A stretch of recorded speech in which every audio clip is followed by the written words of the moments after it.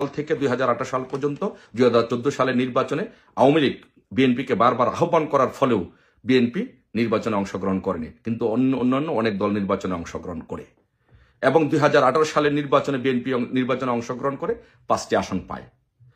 2024 সালের নির্বাচনে আবার বিএনপি আওয়ামী লীগের বারবার আহ্বান করা সত্ত্বেও বিএনপি নির্বাচন বয়কট করে। এখন প্রশ্ন আসেন, এই ধারাবাহিকতায় আলোচনা দীর্ঘদিন যে আওয়ামী লীগ সরকার ক্ষমতায় ছিল, এই আওয়ামী লীগ সরকার ক্ষমতায় থাকার ফলে প্রধানমন্ত্রী শেখ হাসিনা কি করেছেন। এখন আমার প্রশ্ন হলো যে উনি কি বিরোধীদের উপর জোরপূর্বক দমন পীড়ন করেছেন, কোন রাজনৈতিক দল নিষিদ্ধ করেছেন, ব্যক্তিকেন্দ্রিক কোন অর্থনৈতিক শক্তিশালী চক্র গড়ে তুলেছেন? আসুন আলোচনা করি। যদি এক কথায় বলেন আমাকে, না, উনি বাংলাদেশের জন্য বাংলাদেশের অর্থনীতিকে শক্তিশালী করার জন্য কাজ করেছেন। উনি কোনো ব্যক্তি, ওনার অ্যাকাউন্টে কোনো, আপনি যদি 100 কোটি 50 কোটি টাকা শেখ হাসিনার অ্যাকাউন্টে পাবেন না। উনি কোনো রাজনৈতিক দলকে, শেখ হাসিনা প্রধানমন্ত্রী থাকা অবস্থায় কোনো রাজনৈতিক দলকে নিষিদ্ধ করেন নাই।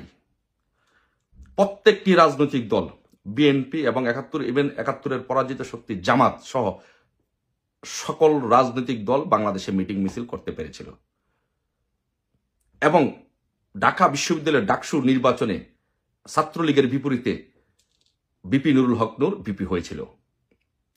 নতুন নতুন অসংখ্য রাজনৈতিক দল গড়ে উঠেছে। বিএসপি, তৃণমূল, বিএনপি, গণ অধিকার পরিষদ সহ অসংখ্য রাজনৈতিক দল শেখ হাসিনার আমলে গড়ে উঠেছিল। তার মানে হচ্ছে উনি কোনো দলকে জোরপূর্বকভাবে নিষিদ্ধ করেন নাই। মানে হচ্ছে যে ওনার সময়ে অসংখ্য রাজনৈতিক দলের বরং জন্ম হয়েছে।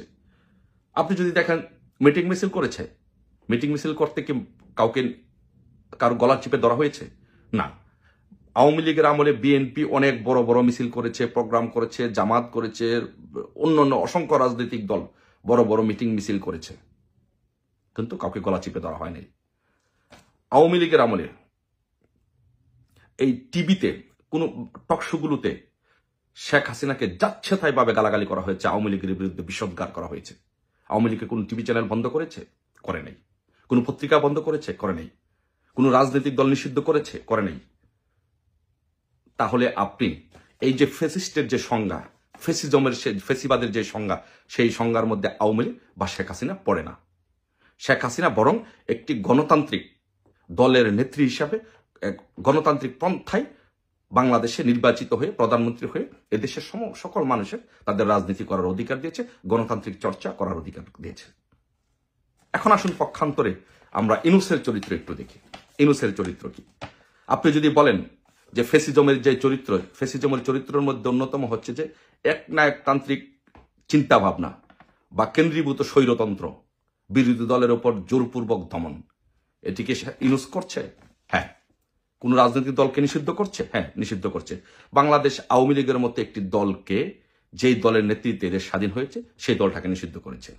যে ছাত্রলীগ, ইতিহাসের বাকে বাকে ছাত্রলীগের নাম, সেই ছাত্রলীগকে ইনুস নিষিদ্ধ করেছে, যুবলীগকে নিষিদ্ধ করেছে, স্বেচ্ছাসেবক লীগকে তাদের কার্যক্রম নিষিদ্ধ করেছে এবং আওয়ামী লীগের নিবন্ধন স্থগিত করেছে। তাহলে ফেসিজমকে, বাংলাদেশের ইতিহাসে সবচেয়ে বড় ফ্যাসিস্ট কে?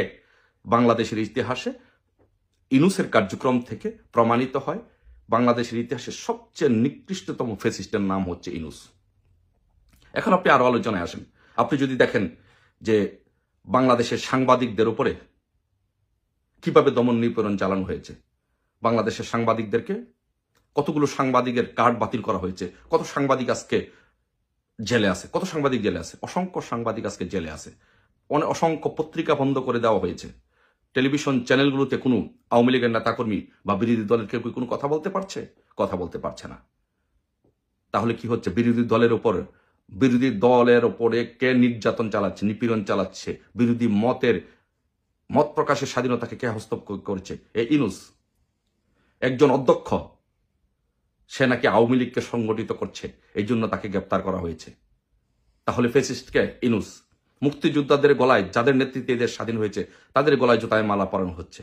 তাহলে ফ্যাসিস্টকে? ফ্যাসিস্ট ইনুস। ম্যাজিস্ট্রেট উর্মি মুক্তিযুদ্ধের পক্ষে কথা বলায় তাকে চাকরি থেকে বরখাস্ত করা হয়েছে। তাহলে বাংলাদেশে কি কোনো কথা বলার, মত প্রকাশের স্বাধীনতা আছে? নাই। তাহলে ফ্যাসিস্টকে? ইনুস। তাহলে আমরা বলতে পারি যে ফ্যাসিজমের যে চরিত্র, ফ্যাসিজমের যে বৈশিষ্ট্য, ফ্যাসিজমের যে সংজ্ঞা, ফ্যাসিজমের চরিত্র, বৈশিষ্ট্য, সংজ্ঞা থেকে আমরা সহজে উপনীত হতে পারি যে বাংলাদেশের ইতিহাসে সর্বনিকৃষ্টতম ফেসিস্টের নাম হচ্ছে ইনুস। ইনুস হচ্ছে বাংলাদেশের ইতিহাসে সবচেয়ে নিকৃষ্টতম জঘন্য ফেসিস্ট। এবং বাংলাদেশে শেখ হাসিনা একজন গণতান্ত্রিক উদার নেত্রী। শেখ হাসিনা এদেশের জন্য কাজ করেছেন, জনগণের জন্য কাজ করেছেন, নিজের জন্য কাজ করেন নাই। ধন্যবাদ সবাই, ভালো থাকবেন। জয় বাংলা, জয় বঙ্গবন্ধু।